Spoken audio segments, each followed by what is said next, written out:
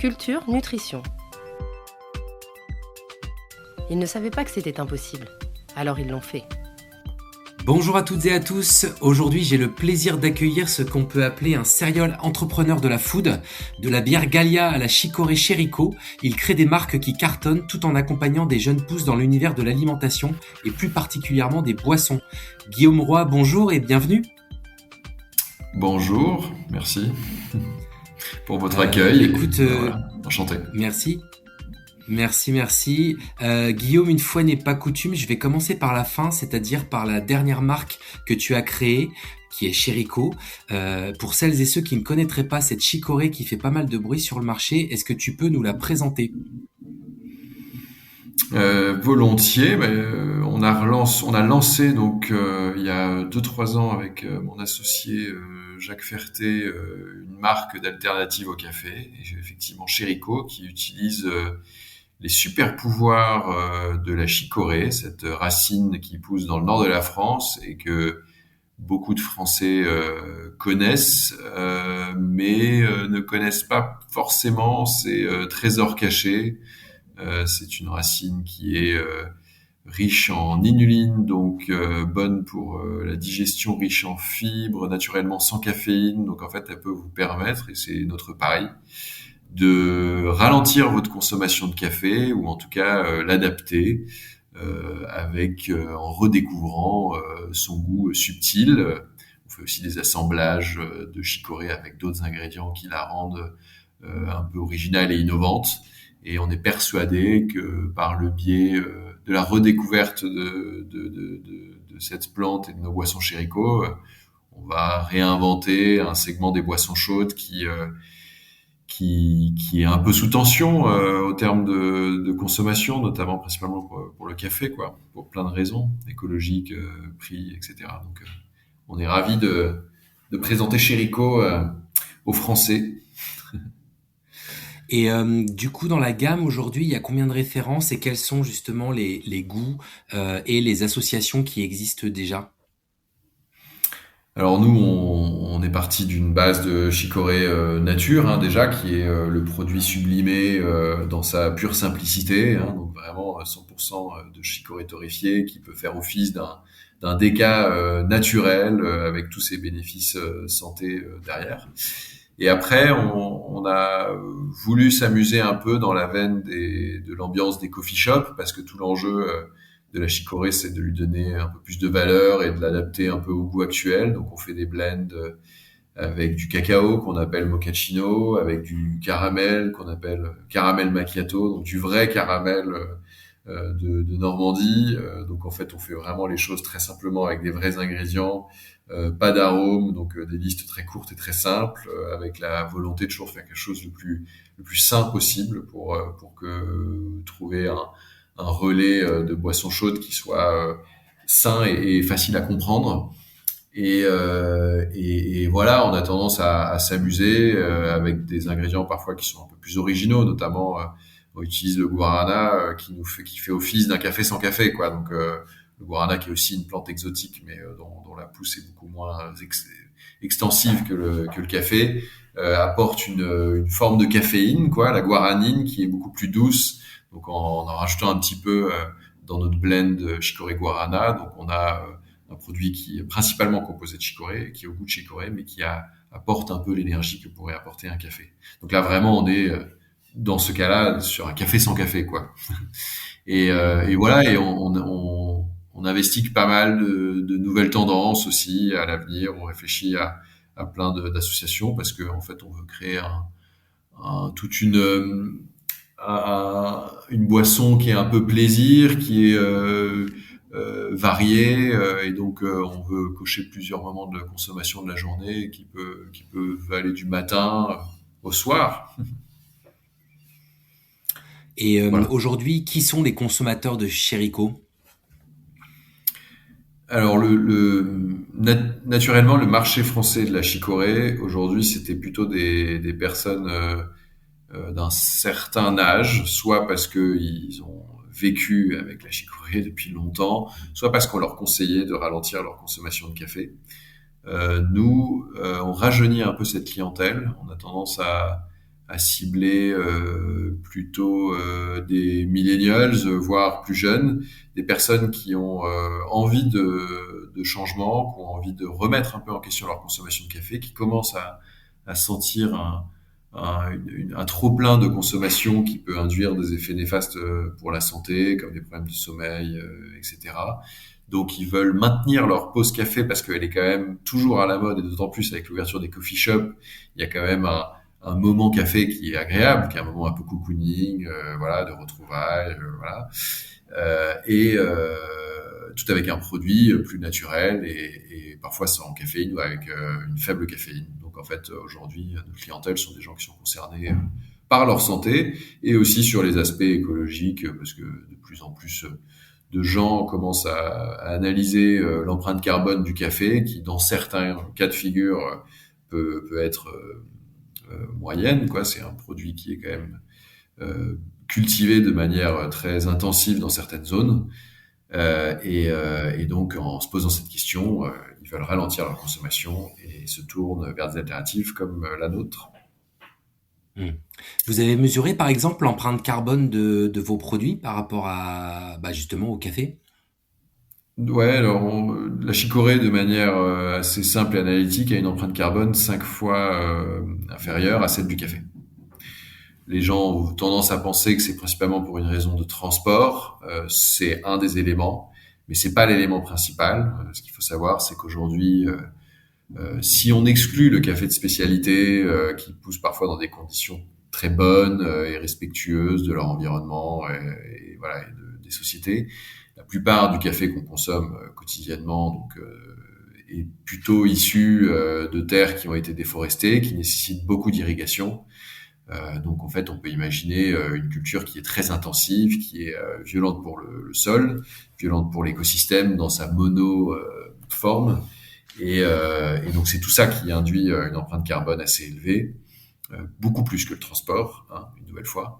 Alors que la chicorée est une culture assez simple, donc principalement dans le nord de la France, qui peut s'apparenter à la culture de la betterave un peu, donc qui est un rendement assez élevé dans des zones avec une bonne pluviométrie comme dans le nord de la France. Et c'est une plante de pleine terre qui en plus fait quelques fleurs, donc en fait on est sur vraiment une racine qui même est carbone négatif, quoi, en fait. Donc in fine, cultiver de la chicorée, c'est bon pour les sols et c'est bon pour la planète. Donc en boire aussi Hmm. indirectement. D'accord. Et tu l'évoquais, la conquête et la séduction de consommateurs plus jeunes sur effectivement cette boisson qui est une boisson historique qui a été beaucoup consommée pendant la Seconde Guerre mondiale justement comme alternative au café.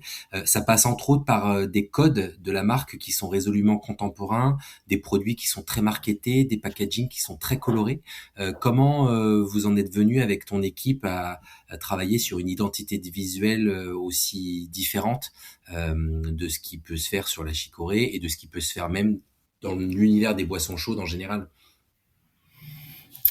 Ouais, bah alors effectivement le référentiel de la chicorée en France, bon, c'était des marques un petit peu vieillottes. Et puis après, d'un autre côté, le café, c'est un univers qui est toujours très premium, un peu sombre, velouté, doré. Ce qui lui donne déjà beaucoup de valeur, c'est ce qu'il faut se dire, hein, et que la chicorée, même si elle a longtemps été un substitut de guerre, il faut savoir que la consommation de chicorée existe bien avant la consommation de café, et que le succès de la consommation de café, il faudrait analyser quelle est la part qui en résulte d'une forme d'intérêt qu'on trouve dans la caféine qui nous booste le matin, plutôt que vraiment sur un aspect gustatif. Donc en fait, je sais pas si on a vraiment des analyses de ça, mais on est tous un petit peu accros à notre café du matin qui nous permet de nous lever de bon pied. Donc est-ce que c'est vraiment le produit ou son effet qui lui donne de la valeur? Donc voilà, à côté de ça, la chicorée, nous, on voulait vraiment pas s'inspirer de ce qui se faisait. On voulait pas non plus s'inspirer donc ni du café ni de la chicorée. Et donc on voulait adapter une marque qui était résolument moderne, avec un ton enfin assez joyeux et donc avec beaucoup de couleurs, ce qui peut parfois un peu manquer dans les marques françaises, on trouve. Donc naturellement amener dans le rayon un peu de gaieté avec de la couleur, si ça reste dans un cadre un peu alimentaire, quoi. Nous on pensait que c'était un bon moyen de enfin de rendre la marque agréable, attractive et de donner envie principalement et de la rajeunir bien évidemment, même si on espère que la couleur plaît à toutes les générations, c'est l'objectif. Ouais, bien sûr. Il y a pas mal de marques qui se sont lancées sur ce créneau alors à la fois des alternatives au café, mais aussi des boissons chaudes, les boissons adaptogènes, etc. Comment marque Chérico se positionne dans cet univers-là de nouvelles boissons chaudes? Euh, Déjà, c'est une bonne question parce que effectivement, ça montre qu'il y a une demande des consommateurs. En tout cas, que l'émergence de toutes ces marques répond à un besoin qui n'était pas totalement assouvi. Et nous, on pense que ce besoin, après presque 2 ans d'existence maintenant, on l'a bien analysé, c'est le fait que les personnes aiment le café, ils aiment les moments café, mais ils veulent de temps en temps une pause de leur consommation de caféine principalement, parce que c'est principalement la caféine la problématique, ou d'une caféine plus douce. Ils veulent contrôler leur moment de caféine. Donc en fait, tous ces nouveaux café aux champignons ou boissons aux champignons, en fait, elles sont dans cette démarche de se dire, moi, je veux continuer à avoir une boisson chaude, je veux que cette boisson chaude, elle me procure des bénéfices fonctionnels, mais que ces bénéfices, je puisse les maîtriser, ils puissent être apaisants, ils puissent être soit très caféinés, soit... Donc c'est un peu ce qu'apportent tous ces nouveaux cafés aux champignons et autres boissons, et ce en quoi nous, on se positionne aussi clairement, parce qu'en fait la chicorée de par et nos blends, nos assemblages répondent à ces différentes fonctions. Nous, là où on se différencierait par rapport à différentes marques, c'est dans la naturalité. Nous, on cherche pas à faire une boisson compliquée. C'est la racine de chicorée, qui est un produit qui pousse en France. C'est simple à comprendre, c'est simple à constater. Il n'y a pas de frioriture, il n'y a pas une liste d'ingrédients à rallonge, et c'est on ne peut plus naturel. Donc en fait, c'est la naturalité, la simplicité et après une forme d'accessibilité prix, même si on est plus cher qu'une chicorée de base. Parfois, certaines de ces boissons augmentées, café augmenté, se retrouvent à des prix exorbitants qui sont moyennement justifiés par rapport à ce qu'elles apportent. Donc, donc voilà, mais c'est intéressant. Cette mouvance de marché nous intéresse énormément. Nous, on espère qu'on en tirera parti, aussi bien dans les différents réseaux aussi, parce que souvent ces marques sont très digitales, mais on est plutôt multi-réseau, on essaie de s'implanter en café, hôtel, restaurant, dans les coffee shops, et sur du moyen long terme, arriver dans vos supermarchés. C'est ça l'enjeu pour être une marque du quotidien. Donc c'est intéressant. Ce développement de marché, on pense qu'il y a un momentum d'intérêt sur les sujets d'alternatives au café, dans lequel on fait partie et qui est prometteur pour l'avenir. Et il y a d'autres concurrents directs sur des nouvelles marques de chicorée? Pas vraiment, parce que je pense que changer le narratif d'une boisson qui est bien installée, c'est pas évident. Et en France, notamment, quand on évoque la chicorée, on n'a pas forcément une image très haut de gamme ou de super pouvoir. Donc il faut déjà faire évoluer tout ça, ce qui est pas évident, qui nécessite de faire un peu table rase ou de soulever, d'ouvrir différentes portes pas évidentes. Ce qui est intéressant, c'est de voir comment nous, on se positionne parfois à l'étranger, parce qu'on commence à exporter, où là, ils ont une vision qui n'est pas celle que les Français ont de la chicorée, qui est une nouvelle fois, hein, l'image que les Français ont de la chicorée, c'est soit quelque chose de punitif post-guerre, soit quelque chose du nord de la France, bon, un peu ringard, soit de la marque iconique qui fait très bien son boulot, mais qui fait depuis 50 ans des pubs la nuit du petit déjeuner, ce qui rend pas le produit très quali. Alors qu'il l'est, hein, une nouvelle fois, le produit est très quali, mais voilà. Qui est un mélange de chicorée et de café pour le coup, c'est pas de la chicorée. Café, voilà. Ce qu'il faut savoir, c'est que voilà, Nestlé qui est derrière Ricoré, leur vraie vache à lait, c'est le café. Donc ils peuvent défendre Ricoré d'une manière, mais peuvent pas trop remettre en question leur vache à lait qui est le café. Vous voyez, donc en fait, ils ont un positionnement qui est incroyable, hein, parce que c'est une très très grosse marque, et c'est une success story hallucinante. Mais voilà, ils se privent d'utiliser des arguments pour pas attaquer leur vache à lait. Donc en fait, voilà, il y a ce narratif qu'il faut adapter. Et ce qui est intéressant donc à l'étranger, c'est que en fait, ce narratif il n'existe pas. Donc en fait là, on peut tout de suite parler d'une plante au super pouvoir qui en plus pousse en France, etc. Et donc on rentre dans la catégorie superfood, food alternative au café, ce qui paraît impensable aux yeux des Français, mais ce qui est le cas en fait quand on analyse les propriétés de cette plante qui est de plus en plus utilisée, même pour des boissons alternatives, notamment le sucre donc de chicorée, de la fibre de racine de chicorée, l'inuline qui est utilisée dans des nouvelles formulations de boissons. Donc c'est une plante qui a de l'avenir. C'est difficile à l'imaginer en fait quand on l'étudie, mais en fait c'est souvent dans les anciens remèdes qu'on trouve finalement les meilleurs les meilleurs remèdes du futur. Enfin en tout cas on peut l'imaginer. Et tu l'évoquais, l'inuline, c'est effectivement une fibre qu'on peut qualifier de prébiotique qui est présente dans la racine de chicorée. Est-ce que vous valorisez dans le produit fini ce côté santé, prébiotique, santé digestive ou je ne sais quoi?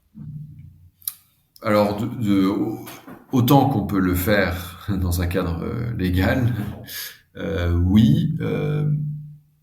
On va à l'avenir peut-être travailler sur des éléments qui mettent plus en avant cette richesse en fibres du produit.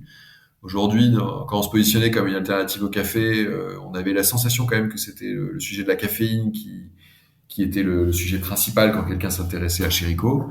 Maintenant, dans les pays anglo-saxons, par exemple, où les besoins en fibres sont hyper élevés, ça peut peut-être être ce sujet qu'on mettra plutôt en avant. C'est vraiment les deux forces de Chérico et de la chicorée, c'est la fibre et l'absence de caféine dans certains cas, sachant qu'on fait aussi des assemblages avec du guarana. Donc oui, on le met en avant et on le mettra probablement encore plus en avant à l'avenir. Mmh. Tu as évoqué la distribution multi-réseau de la marque, donc café, hôtel, restaurant. Enfin voilà, est-ce que tu peux nous en dire un peu plus? Où est-ce qu'on peut acheter le produit aujourd'hui ou le consommer? Et est-ce que vous êtes en discussion avec des enseignes de la grande distribution? Je crois que vous avez été distribué assez précocement dans les cafés des TGV. Enfin voilà, est-ce que tu peux nous parler un peu de tout ce côté canaux de distribution? Ouais, donc en fait, aujourd'hui la chicorée est exclusivement distribuée dans les supermarchés par les marques leaders qu'on connaît tous, donc Ricoré, Leroux, et après les cafés, les néo-cafés, auxquels ils sont intéressants de se comparer aussi, les cafés en champignons sont exclusivement digitaux, ils sont distribués presque que en ligne, c'est ce qu'on appelle les DNVB. Donc en dehors de ça, le marché d'alternatives au café il n'existe pas trop. Nous, on part du principe que on veut se positionner quand même sur le moment café. Donc, on imagine et on espère que Chérico peut trouver sa place à tous les moments de café. Et les moments de café, ils sont soit chez soi, achetés au supermarché, soit dans un café, hôtel, restaurant, soit au bureau, quoi. Et c'est ça forme un tiers du marché du café. Le marché du café est divisé en trois, un tiers dans les bureaux, un tiers dans les cafés, hôtels, restaurants, un tiers au supermarché. Et on est persuadé que Chérico et la chicorée peut prendre des petites parts dans chacun de ces réseaux. Donc aujourd'hui, on a travaillé de manière assez égalitaire et importante sur tous ces réseaux. Et donc on est effectivement dans des chaînes de supermarchés, donc notamment, Monoprix qui est la première à nous avoir fait appel à nous et on en est ravis. Et puis on commence à planter drapeau dans d'autres enseignes, même si je vous épargne de la complication du développement d'un produit nouveau dans la grande distribution française, mais sans moyens commerciaux colossaux, c'est quand même c'est progressif, quoi. Donc en fait, voilà, on n'est plus sur une complication structurelle. Après, donc il y a toute la partie digitale qu'on a nous aussi énormément activée et sur lequel on pose pas mal d'espoir, parce que in fine, comme on est un produit qui est demandé et qui commence à être connu, mais qui se retrouve pas dans les supermarchés, on peut toujours en vendre sur notre site internet ou via d'autres réseaux e-commerce. Et après, vous avez le CHR, donc café, hôtel, restaurant, sur lequel là, il y a un peu plus un défi parce qu'il faut créer un usage et un besoin. Donc nous, on travaille avec maintenant environ 200 coffee shops qui proposent des chicorées latte, donc souvent au lait d'avoine, comme un déca naturel, parce que parfois le déca est un peu décrié, et comme la seule boisson de l'hémisphère nord sur leur carte, qui est composée principalement de thé, matcha, chai et café, quoi. Donc il Ouais, y a c'est quelque vrai. chose qui trouve résonance, on va dire, dans certains consommateurs qui adaptent leur consommation de boissons chaudes. Et on est aussi un besoin complémentaire, c'est-à-dire qu'in fine, celui qui va vouloir une chicorée latte, bah, peut-être qu'il n'aurait pas pris de boisson chaude à la place. Donc en fait, tous ces points de vente sont quand même contents d'avoir une unité de besoin supplémentaire. Donc aujourd'hui, si on est présent que dans les coffee shops et de plus en plus dans des lieux où il y a un peu un travail de boisson chaude, donc notamment dans les espaces baristas des TGV, on peut peut-être imaginer à l'avenir être dans beaucoup plus de restaurants et intégrer un peu le moment de consommation d'alternatives au café de manière plus durable en restauration, ça peut être l'objectif. Donc voilà, donc nous aujourd'hui on fait un tiers pareil dans chacun de ces réseaux, ce qui montre à quel point tous les réseaux sont à conquérir et ça nous laisse des perspectives qui sont très intéressantes puisque en fait le moment Chérico peut se développer de manière importante partout où il y a du café. Mhm. Et quand tu parles de coffee shop, ce sont des indépendants ou vous êtes carrément dans des grandes chaînes type, bah, toutes celles qu'on connaît, hein, Starbucks, Columbus et autres?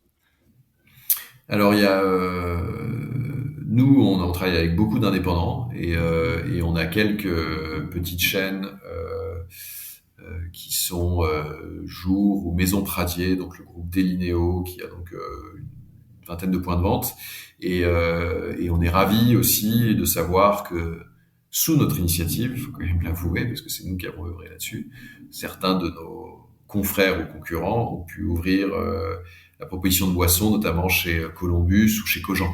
Donc en fait, aujourd'hui, et c'était inexistant il y a 2 ans. Aujourd'hui, bah, il y a ces chaînes-là, donc, dont la plus grande qui est Columbus, qui propose de manière éphémère pour l'instant, hein, mais peut-être à l'avenir pérenne, des chicorées latées. Et ça, c'était quelque chose auquel on n'aurait pas pu imaginer il y a 2-3 ans. Donc les changements de narratif sont en train de s'opérer et de plus en plus de gens découvrent le bon goût de la chicorée puisque c'est excellemment bon et que les gens ont peut-être une image un peu négative du goût et tous ses bénéfices et commencent à l'adopter dans leur routine.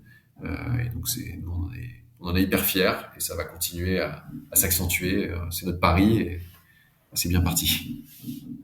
Hmm. Tu veux dire que vos concurrents historiques, qui sont là pour certains depuis plusieurs décennies, ils n'avaient pas forcément pensé à pousser ce type de canaux de distribution et que vous, avec votre lancement et votre nouvelle marque, vous avez contribué à réévangéliser la chicorée? Ouais, je pense il y a des momentum de marché. Il y a des demandes des consommateurs sur des alternatives au café. Donc, il y a des acteurs historiques, ils les voient, mais ils semblent avoir du mal à adapter des narratifs qui permettent de toucher ces personnes-là. Donc, nous, oui, on a la sensation que dans les médias, la chicorée revient à la mode. Mais en fait, la chicorée revient à la mode pour deux choses. Parce que, d'une part, les alternatives au café, on le vend en poupe pour des remises en question de santé.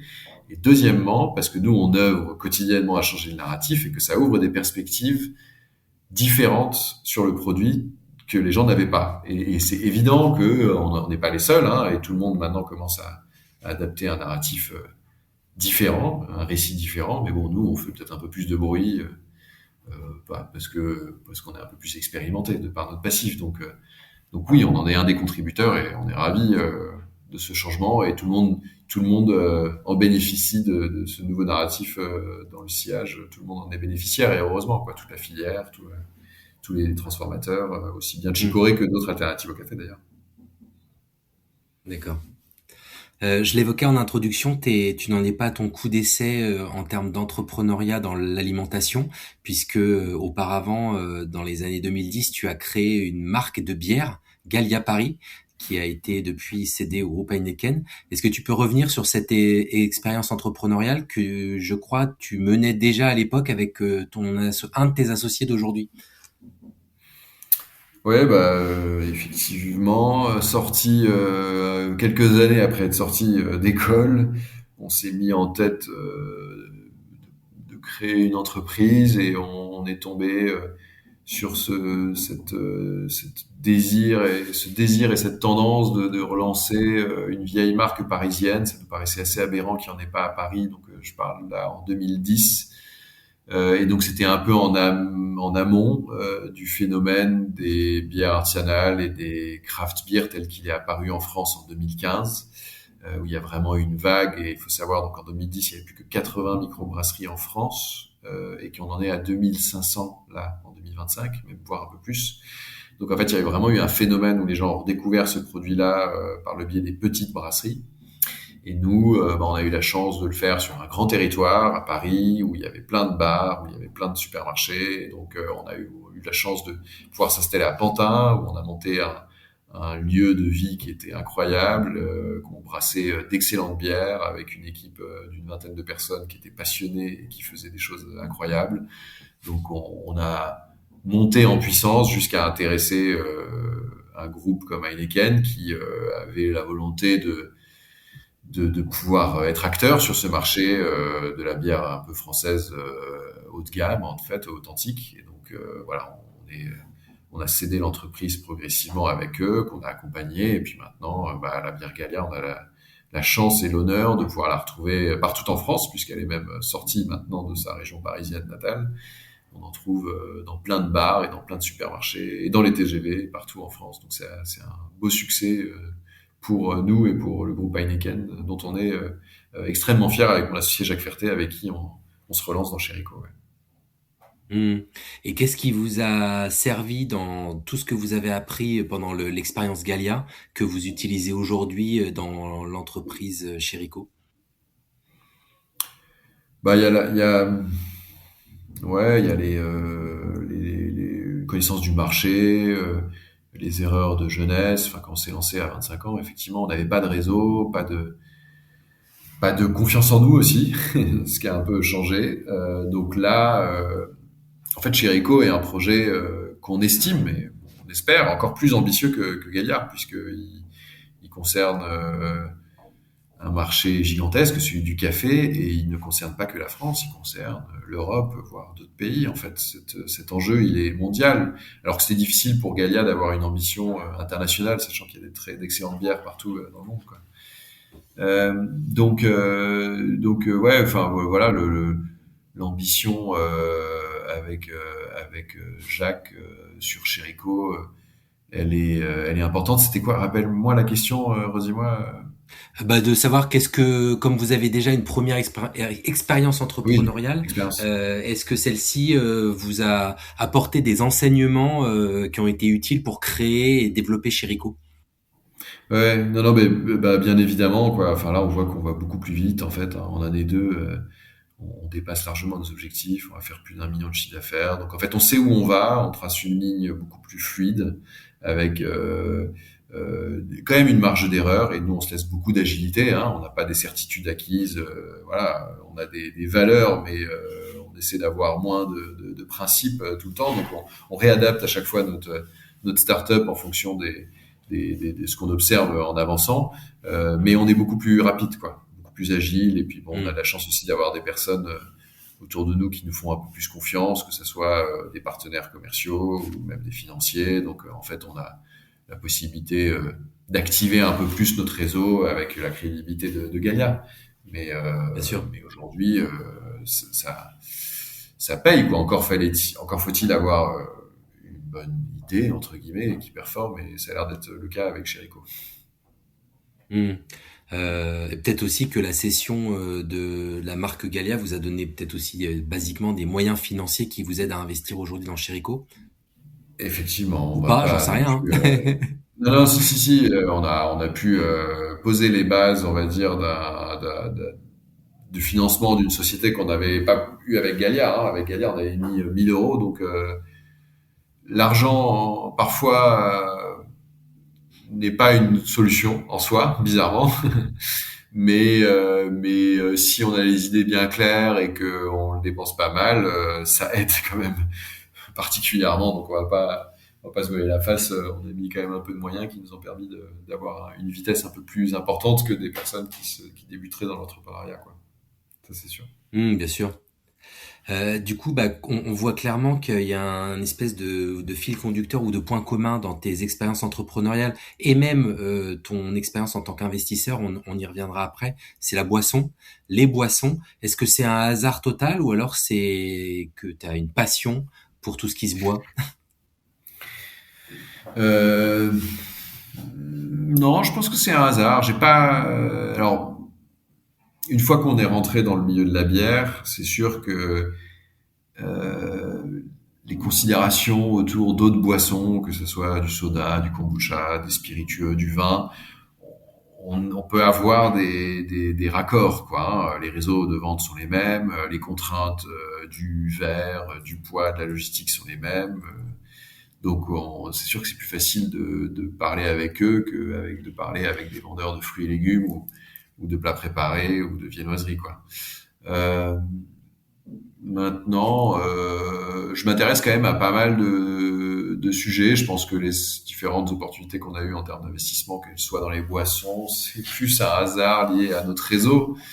Mais à l'avenir, on pourrait faire quelque chose dans l'épicerie ou dans le que ça serait pas surprenant, quoi. Il y a quelque chose on n'a pas voulu non plus quand on a remonté une nouvelle société avec Jacques. C'était peut-être trop simple de partir. Tout le monde se disait ah bah, ils vont faire du sans alcool, ils vont faire un spiritueux sans alcool. Il fallait quand même qu'on se mette un peu en danger. Donc pour qu'on parte sur un autre créneau. Donc là il y a quand même plein de similitudes, hein, mais on est quand même sur le créneau de la boisson chaude, du café. C'est pas le même rayon de supermarché, donc il y a un peu de différence. Et je pense que cette Hmm. mise en danger, elle est importante quand même pour maintenir de la créativité. Et c'est ça qui est important, je pense, pour faire des choses un peu audacieuses, quoi. Si on avait choisi peut-être une voie plus simple, on se serait peut-être reposé sur nos acquis et ça aurait été plus dangereux, je pense. Oui, bien sûr. Et est-ce qu'on peut imaginer que Chérico demain embarque d'autres types de produits que des produits à boire? Si on déroule la bobine de la chicorée, Mm. est-ce que tu pourrais aller sur d'autres familles d'aliments? Pour l'instant, c'est pas à l'ordre du jour, mais c'est sûr que la fibre de racine de chicorée étant un sucre prébiotique de bonne qualité, tout produit contenant un sucre de mauvaise qualité pourrait être remplacé par la fibre de racine de chicorée. Donc ouais, on pourrait imaginer. Il faudrait que ce serait une logique et qu'on perde pas nos consommateurs en chemin. Donc, pour l'instant, on est une alternative au café, où on est une nouvelle forme de boisson. Il faut faire attention à la diversification tout azimut, mais la marque est belle, elle a des belles valeurs, donc faut pas dire non et on peut se croire à rêver à l'avenir si tout se passe bien d'autres catégories de produits qui répondent à la mission de nourrir les gens de meilleure manière, peut-être avec cet ingrédient magique qui est la chicorée. Hmm. Justement, en parlant de valeur de marque, tu évoquais tout à l'heure l'empreinte carbone. Est-ce que tu peux nous en dire un peu plus sur la démarche environnementale qui est autour de la marque? Je crois que votre ingrédient, il est bio, même si c'est pas forcément mis en avant. Enfin voilà, c'est quoi un peu Ouais. les axes comme ça, plus en lien avec l'environnement? Alors, nous, ce qu'il faut savoir, c'est que c'est quand même notre driver principal, et c'est pour ça qu'on a monté cette entreprise, c'est que on a eu envie d'un projet d'impact autour d'une boisson du quotidien qui est très gigantesque en termes de marché, de moyens et de consommation quotidienne, qui est le café. Donc en fait, nous, dès le début, on s'est dit, notre pari, au-delà de faire les choses du mieux possible, c'est de faire en sorte qu'on fasse redécouvrir la chicorée pour ce que c'est et pour toutes ses valeurs, et que certaines personnes se mettent à adapter leur consommation et boire moins de café et plus de chicorée. On n'est pas du tout dans le radicalisme à vouloir dire aux gens qu'il faut arrêter le café. Le café, c'est encore un excellent produit qui est plein de cas produit d'excellente manière, et on pourra jamais remplacer le café. Mais si on arrive à rendre cette consommation un peu moins intensive et un peu, c'est toujours une fuite en avant en fait. On est toujours dans une consommation du tout café, là où le café est mis sur un piédestal et il y a qu'à voir le nombre de coffee shops qui ouvrent, les gens, c'est pas prêt de s'arrêter.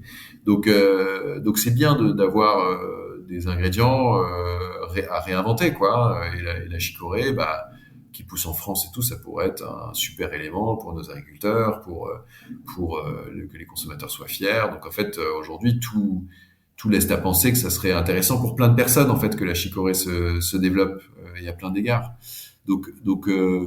Déjà, ça c'est un combat qui est monumental. Donc nous, voilà, à côté de ça, euh, on veut faire les choses bien, naturelles, donc avec du bio parce que ça nous paraît important, mais peut-être qu'à l'avenir on fera du conventionnel. C'est pour ça qu'on fait plutôt du bio discret. On n'a pas pour volonté d'être, enfin, d'être sur du tout bio et dire que c'est le mieux, quoi, parce que même de la chicorée conventionnelle c'est très très bien par rapport à du café qui est mal produit. Donc nous, notre combat, il doit se concentrer là-dessus, quoi.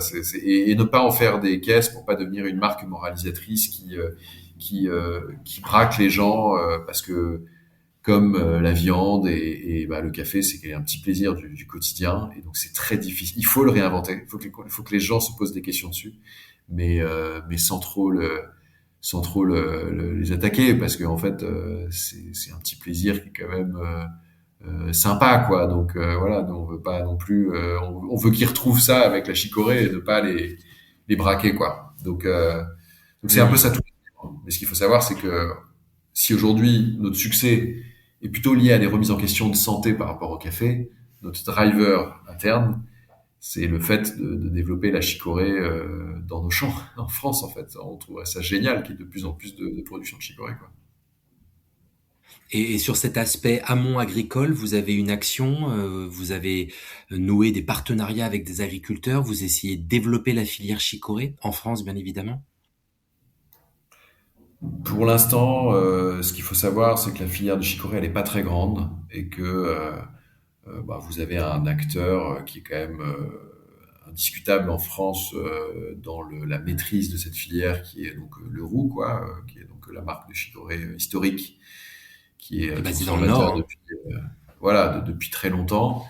Et pour l'instant, on se renseigne, on a fait des expérimentations de culture de chicorée, on se tient au courant, on veut pas, on est trop petit pour pouvoir influer sur une quelconque changement de filière ou intégration dans cette filière, mais à l'avenir, on espère que par nos volumes de vente, en fait, on pourra être acteur et pouvoir un peu plus mettre le nez dedans et embarquer des agriculteurs. Voilà, pour l'instant, on veut plutôt se faire discret pour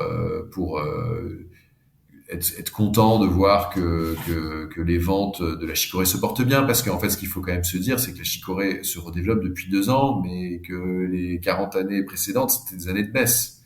Donc en fait, ça fait que 2 ans que ça repart. Vous voyez, donc en fait, faut quand même se dire que les agriculteurs, ils avaient plutôt tendance à laisser tomber la culture de chicorée plutôt que de la reprendre.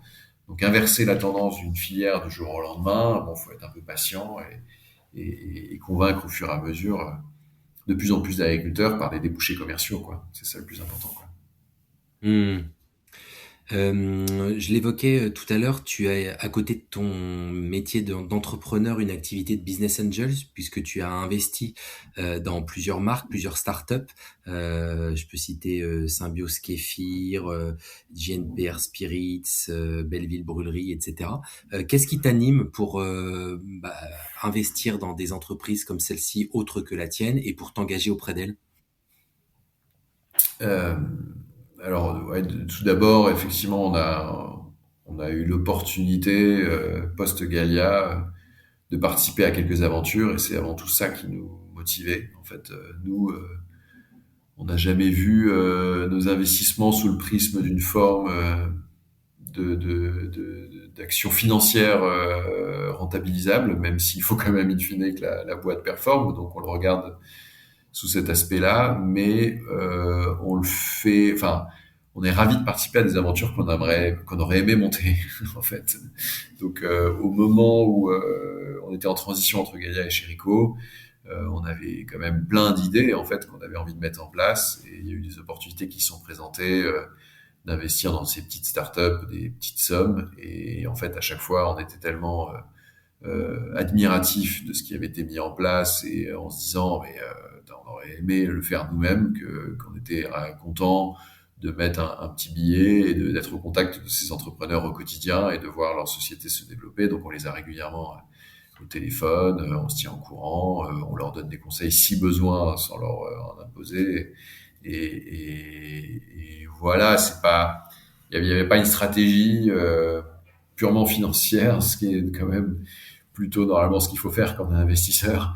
Mais nous, c'était des choses qui étaient de l'ordre de la passion, quoi. Donc voilà, on a eu la chance de participer à quelques aventures. On est hyper fiers de pouvoir le faire. Ouais. Et beaucoup de boissons, effectivement. Boissons fermentées, alternatives aux boissons spiritueux, du café. Ouais. Tout ça est très Ouais, bah courant. alors c'est ça. Le café, c'est marrant parce que voilà, nous, c'est pour dire à quel point on adore le café bien fait. Et c'est le cas de la brûlerie Belleville, et donc on n'est pas du tout anti-café. Et puis les autres boissons, bah, enfin, en toute honnêteté, avec Galia, que ce soit le secteur du sans-alcool ou les boissons alternatives comme le kéfir, le kombucha ou les sodas, c'est des choses qu'on avait investiguées d'une certaine manière dans des axes de diversification. Donc, en ayant bien creusé le sujet, à un moment ou à un autre, quand on croise la route d'un projet qui est bien fait, eh ben, si on a la possibilité, on est ravi de mettre un petit billet, quoi. Donc, c'est vraiment ça. J'avoue, nos investissements sont quand même le biais de, de, de sociétés où on est informé. Moi, si on me demandait d'investir dans l'IA ou dans la tech, j'aimerais bien, mais je sais pas comprendre totalement la potentialité du succès de ces boîtes-là. Donc pour le compte là, j'aurais besoin de conseils. Donc là, bon, on est ravis parce que la plupart de ces petites boîtes se portent bien et elles ont un beau développement derrière elles. Donc ça montre que on a quand même le nez creux à sélectionner des belles pépites, quoi. Ouais, bien sûr. Bah, forcément, toutes ces expériences nourrissent ta vision de l'alimentation au sens large. Tu parlais tout à l'heure d'avoir un impact sur une alimentation qui soit meilleure pour la santé, meilleure pour la planète.